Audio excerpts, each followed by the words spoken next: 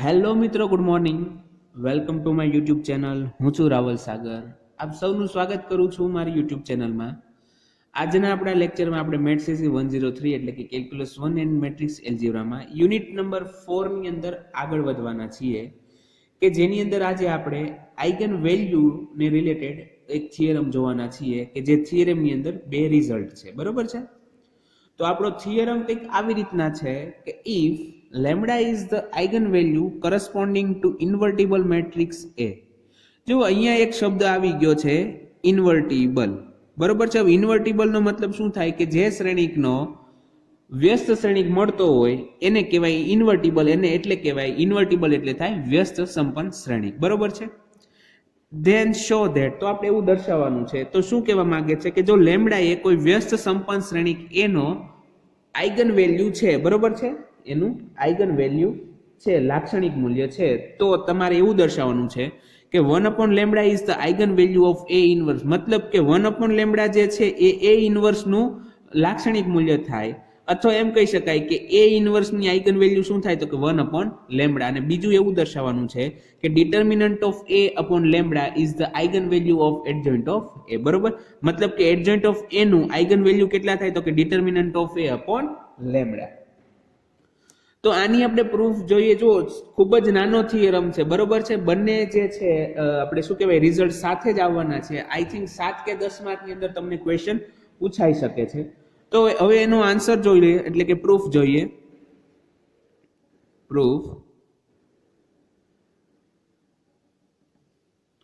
પ્રૂફની અંદર એની અંદર first result જોઈએ. ફર્સ્ટ રિઝલ્ટની વાત કર્યું, lambda is the eigenvalue of invertible matrix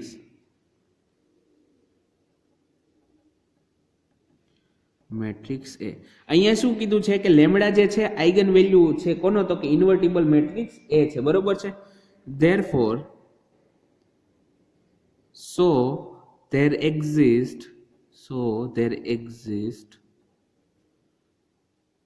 non-zero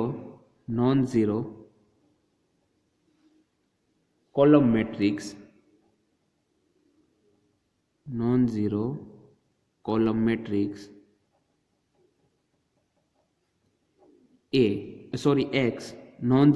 column matrix A such that હવે અહીંયા જો લેમ્ડા જે છે આઇગન વેલ્યુ છે, તો હવે આપણને ખ્યાલ છે કે જો આઇગન વેલ્યુ હોય તો આપણને શું મળી શકે છે? આઇગન વેલ્યુ પરથી આઇગન વેક્ટર મળી શકે છે. તો સપોઝ કે જે x છે કોઈ નોન ઝીરો કોલમ મેટ્રિક્સ બને છે કે જેથી સચ that ax is equal to lambda x થાય. બરોબર? કેમ કે લેમ્ડા આઇગન વેલ્યુ છે અને x આઇગન વેક્ટર આપણને મળે છે. બરોબર છે? therefore x is equal two, હવે હું અહીંયા જે આ x છે એને સૂત્રનો કર્તા બનાવી દઉં. બરોબર છે? તો આપણને શું મળી જાય તો કે a સામેની બાજુ જશે તો a ઇન્વર્સ થઈ જશે, a inverse into lambda into x થઈ જશે. બરોબર છે? ઇઝ ઇક્વલ ટુ લેમ્ડા જો કોન્સ્ટન્ટ હોય છે, બરોબર છે, લેમ્ડા કોઈ પર્ટિક્યુલર કિંમત હોય છે તો લેમ્ડાને હું બહાર લઈ લઉં into a inverse into x કરી નાખીશ. બરોબર છે? therefore હવે હું જે આ લેમ્ડા છે એને રાઈટ હેન્ડ સાઈડમાં લઈ જાઉં તો ત્યાં લેમ્ડા મલ્ટિપ્લિકેશનમાં છે તો x ના અહીંયા ડિવાઈડમાં આવી જશે. તો કે 1 lambda into x is equal to a inverse x આવી ગયો છે, a ઇન્વર્સ x આવી ગયો. therefore શું થઈ ગયું કે a inverse x is equal two 1 lambda into x થઈ ગયું.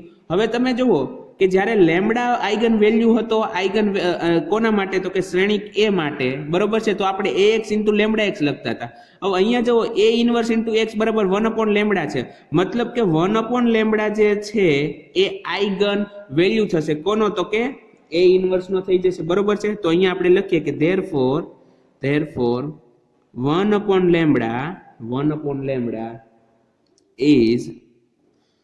1 lambda is the eigenvalue is the eigen value of A inverse. જો A ઇનવર્સ એક્ઝિસ્ટ કરે છે એટલે આપણે લખી શકીએ, કેમ કે આપણને શરૂઆતમાં જ કીધું છે કે A કેવો છે તો કે વ્યસ્ત સંપન્ન, મતલબ કે ઇન્વર્ટિબલ, મતલબ કે જેનો વ્યસ્ત શ્રેણિક એક્ઝિસ્ટ એટલે કે અસ્તિત્વ ધરાવતો હોય. બરોબર છે. તો અહીંયા આપણું જે પહેલું રિઝલ્ટ પૂરું થાય છે, તમને ફરીથી એકવાર સમજાવી દઉં કઈ રીતના છે. શું કીધું છે કે lambda is the eigen value of invertible matrix A, મતલબ કે લેમ્ડા કોઈ વ્યસ્ત સંપન્ન શ્રેણિક નો લાક્ષણિક મૂલ્ય છે. આઇગન વેલ્યુ એટલે લાક્ષણિક મૂલ્ય અને ઇન્વર્ટિબલ એટલે કે વ્યસ્ત સંપન્ન એટલે કે જેનો ઇનવર્સ મળતો હોય. બરોબર છે. હવે લેમ્ડા આઇગન વેલ્યુ હોવાથી આપણને લેમ્ડાને રિલેટેડ આઇગન વેક્ટર મળશે. સપોઝ કે એ એક્સ છે. બરોબર છે. તો આપણે શું લખી શકીએ? By the definition of eigen vector ax is equal to lambda x લખી શકીએ. હવે હું આ એક્સ ને સૂત્રનો કરતા બનાવી દઉં તો મારે શું લખવું પડશે? x ઇઝ ઇક્વલ ટુ, તો કે a ને સામેની બાજુ જાવ એટલે 1/a થાય અને a ઇનવર્સ એક્ઝિસ્ટ થશે એટલે a inverse into lambda x લખી શકીશ. બરોબર છે.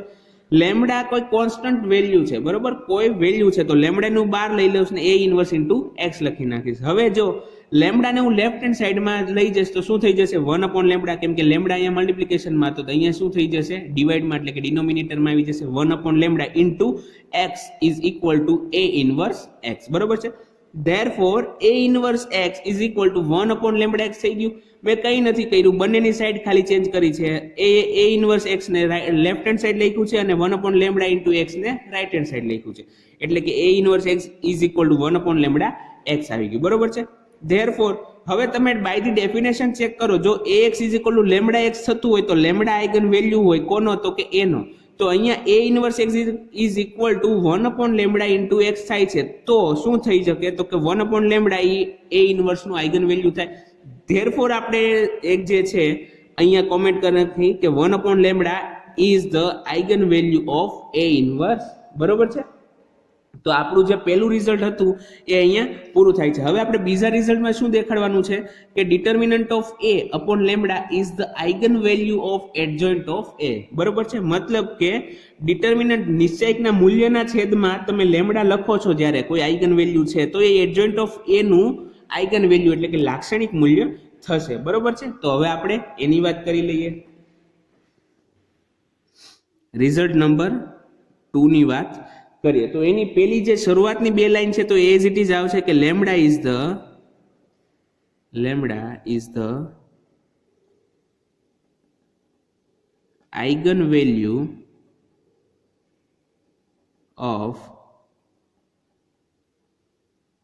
invertible matrix A. બરોબર છે. Lambda is the eigen value of invertible matrix A. So there exists a non-zero column matrix એટલે કે જેની અંદર એક જ કોલમ આવેલી હોય એવો, કે જેને આપણે આઇગન વેક્ટર તરીકે પણ ઓળખીએ છીએ. બરોબર છે. સો there exists a non-zero column matrix X such that AX is equal to lambda x. બરોબર છે. આ તો by the definition of eigen value અને આઇગન વેક્ટર છે. અહીંયા સુધીની વાત તો તમને ક્લિયર થઈ ગઈ છે. હવે આગળ આપણે શું કરીએ? હવે અહીંયા એડજોઇન્ટ ઓફ a ને ઇન્ટ્રોડ્યુસ કરવાનો છે. તો આપણે એવું કરીએ કે બંને બાજુ left hand side and right hand side we multiply both the side by adjoint of a. બરોબર છે. ધેરફોર હવે મલ્ટીપ્લાય કરીએ તો શું મળશે? તો કે adjoint of a into a into x is equal to adjoint of a into lambda x. બરોબર છે. into lambda x. therefore હવે શું થશે? તો કે adjoint of a પોતે મેટ્રિક્સ છે અને a જે છે એ પણ મેટ્રિક્સ છે, બંને સ્ક્વેર છે એટલે adjoint of a into a પણ મલ્ટીપ્લિકેશન પોસિબલ છે. તો હું એને એક બ્રેકેટની અંદર લખી નાખું કે adjoint of a into x is equal to lambda adjoint of a into x. બરોબર છે. મેં શું કર્યું અહીંયા તો કે એડજોઇન્ટ ઓફ એ અહીંયા જે હતો એની સાથે આનું મલ્ટિપ્લિકેશન કરું તો મેં એને સેપરેટ કરી દીધા કે adjoint of A into X is equal two અહીંયા મેં લેમ્ડાને આગળ લખી નાખ્યા કેમ કે એ તો કોઈ વેલ્યુ છે, વેલ્યુને તમે વચ્ચે લખો કે આગળ લખો પાછળ લખો કોઈ પણ પ્રકારનો ફેર પડતો નથી. બરોબર. તો lambda into adjoint of A into x થઈ ગયા.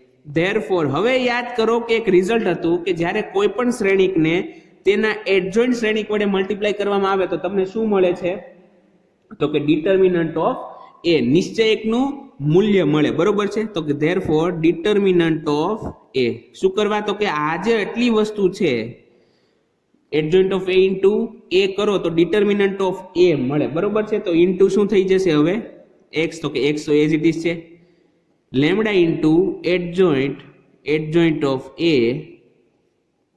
Into x. બરોબર છે.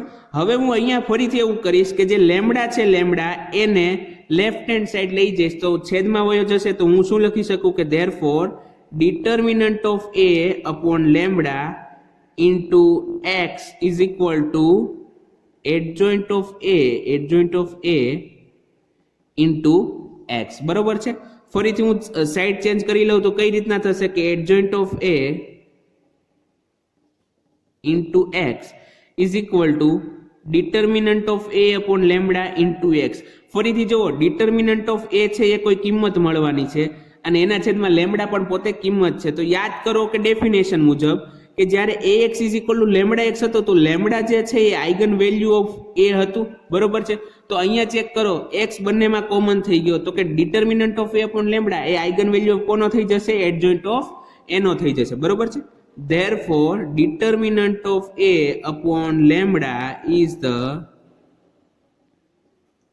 eigen value of. Therefore, determinant of A upon lambda is the eigen value of adjoint of A. બરોબર છે. તો અહીંયા આપણું જે બીજું રિઝલ્ટ છે એ પણ પ્રૂવ થઈ જાય છે. તો અહીંયા આપણે આજે એક થિયરમ જોયો આ લેક્ચરની અંદર કે જેની અંદર આપણને બે રિઝલ્ટ પ્રૂવ કરવાના હતા. બરોબર છે. હવે આ બંને રિઝલ્ટ તમને કમ્બાઈન પણ પૂછી શકે છે અને તમને સેપરેટ પણ પૂછાઈ શકે છે. બરોબર. તો આઈ હોપ કે તમને આજના જે બંને રિઝલ્ટ છે એ સમજાણા હશે અને તમને લેક્ચરમાં મજા આવી હશે. તો આજનો આપણો લેક્ચર આપણે અહીંયા સુધી રાખીએ છીએ. હવે આપણે નેક્સ્ટ લેક્ચરમાં જ્યારે મળશું ત્યારે કોઈ નવા થિયરમ અથવા રિઝલ્ટની સાથે મળશું. બરોબર છે. તો ત્યાં સુધી ગુડ બાય, ઘરે રહો, સુરક્ષિત રહો.